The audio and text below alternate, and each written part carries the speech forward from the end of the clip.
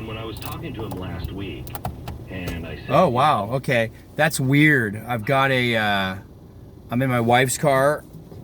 No, she's with me. She's in the trunk. You know what's funny about that? Obviously not a lot, but imagine that was the case and I was dumb enough to say it. And then like, they're like, hey, Mike, we can't find Denise. And you're like, no. Oh, watch the YouTube video. You'll find her. Okay, so gas in the car. I like to see that. That's number one. Like, boom, we're already on second base in a relationship with gas. You put gas in your car and I get in, it's more than empty. We got something to talk about. I don't want to turn my light off because I think it's important. There's visual on this. I've gone to a unique camera angle where I think I'm straight up portrait, not landscape. I've gone portrait, not landscape. I'm writing a new book. I'm really not, but it sounds like a great thing to do. Sean Hannity, can't stand him. Really, I can't. I have a halting cadence right now. I'm like Gavin Newsom. I don't like that either. I won't and anymore. That makes me mad. So I am writing a new book. It's called Life Is Not I effed it up. Now Amazon's like, no, he's out. Life is not turnkey. So there it is again, the say ah. So a couple things going on in the world. A friend of mine, his nephew goes off to school and ends up, this guy already had the C19, which is an energy drink, I believe. No, had the C19. Look at the moon. Wow, I wish I could turn my camera around and show you guys. I guess I could, but I'm selfish, right? I'm looking at the moon. Hey, look out. Go look out right now. Go watching the video. It's not even live. So there's such a thing called COVID shaming. Yeah, there is. Yeah. So friend goes to school. You know what? Not even that interesting.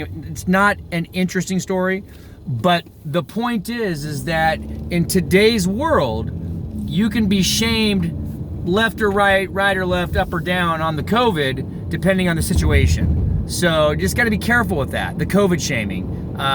It's almost like the cancel culture, only with COVID. So you saw what I did there. Yes, I had a whole bunch of topics tonight, but I realize in a podcast format, and I might string all my videos together and make them a movie and call it The Movie. So I probably won't because it takes a lot of time and energy, and right now I'm just looking at the moon. So, but anyway, a lot of topics. It'd be fun to have a co-host. Somebody who didn't try to outshine me, right? Jump into my spotlight, take the camera away from me because it is my show.